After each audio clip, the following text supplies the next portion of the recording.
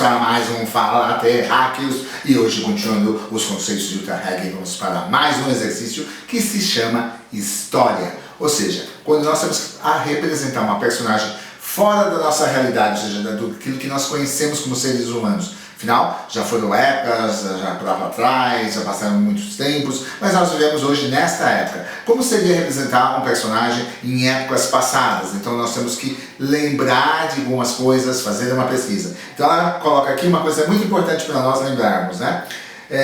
Que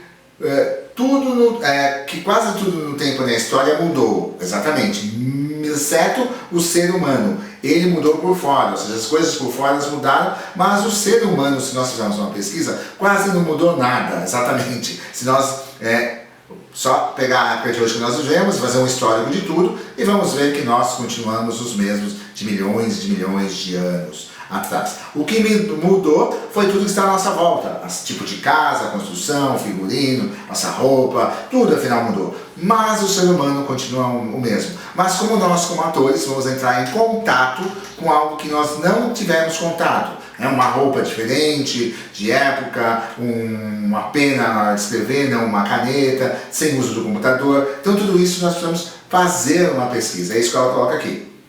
Então ela coloca isso importante. Nascemos de maneira similar, tivemos de nos sustentar com comida e bebida, sono e exercício, sentimos amor e ódio, cobiça e inveja, etc. E morremos de formas semelhantes. Então, o ser humano basicamente é isso mesmo. Indistintamente de épocas, é isso que nós vivemos. Então vamos lá, tá? Como chegar a isso? Bom, aí nós temos uma coisa que para nós vemos tipo personagens históricos, tipo um Hamlet, uma Gertrude, Tartufo, ou como entrar em contato com tudo isso, afinal esses personagens na realidade não viveram, são personagens, não viveram como nós, não comeram, não vestiram, são as personagens. Então nós precisamos entrar em contato, como eu falei, com essas situações históricas que o texto nos dá, certo? Tá. E às vezes nós temos que sair desses contextos, ou seja, de fazer tudo o que ela fala, tipo um teatro maquiado, ou seja, aquela coisa toda pomposa, de época, que não leva a realidade ao público. É toda uma situação, uma elegância que não existe, tudo isso em cenas que acabam sendo, como a gente pode falar, até afetadas, até estraga a cena, na verdade, da interpretação do ator. Tá? Então agora sim, que nós temos que rebelar contra essas tradições e levar vivos esses personagens à plateia, ou seja, os Hamlets, todos esses personagens históricos que nós conhecemos aí de peças, sair dessa pompeza, né, desse negócio aí de elevar demais, tudo uma circunstância pomposa, correta. Não, temos que trazer vida a essas personagens. É isso aí. E para o exercício que ela coloca, né? Ela coloca assim: nesse exercício, como também no próximo, que vai ser o último exercício que nós vamos falar, peço-lhe pela primeira vez que use uma personagem específica de uma peça, em vez de usar apenas você mesmo e sua experiência de vida. Então nós vamos, dessa vez nesse exercício, buscar uma personagem, que nós possamos trabalhar uma personagem lá de outras épocas, de outras eras. Então é isso aí. Escolha uma personagem de uma peça que você considera histórica que lhe interesse. Não estou falando necessariamente de uma figura histórica real, como Napoleão, Henrique VIII ou Elizabeth I, mas de uma peça anterior ao seu senso de agora. Determine o tempo e o lugar em que a personagem vive e comece a pesquisa. Exato, ou seja, quando ele fala assim, uma peça anterior ao seu tempo de agora, o tempo de agora. Então, como que nós vamos buscar algo numa situação que nós não vivemos nunca realmente? Então nós temos que fazer uma pesquisa. E aí a pesquisa vai ser assim abrangente. Mesmo para esse exercício de apenas 2 minutos, então dessa vez vamos escolher uma personagem histórica de uma peça, já conhecemos a peça ou não, vamos fazer uma pesquisa sobre a vida dessa personagem, ou seja, a vida que eu digo é o que acontecia naquela época. Vamos dizer, a gente pega uma personagem do século XVII. Então, como que era essa época do século XVII, como as pessoas se vestiam, o que elas comiam, o que elas falavam, como que elas se portavam, como que elas andavam, sentavam, escreviam, era a luz, que tipo de luz era a vela, tudo isso. Então, temos que fazer uma pesquisa para nós entrarmos em nós essa vida exterior dessa personagem, para isso ser real na hora do palco, tá? E ela vai colocando mais coisas aqui. E aí fazer uma pesquisa de pinturas, literatura, poesia, música da época. Tá? As fontes que a gente usar devem ser estimuladas, né? E acreditar, começar a acreditar naquilo que nós estamos vendo, naquela época, naquele lugar. Tá?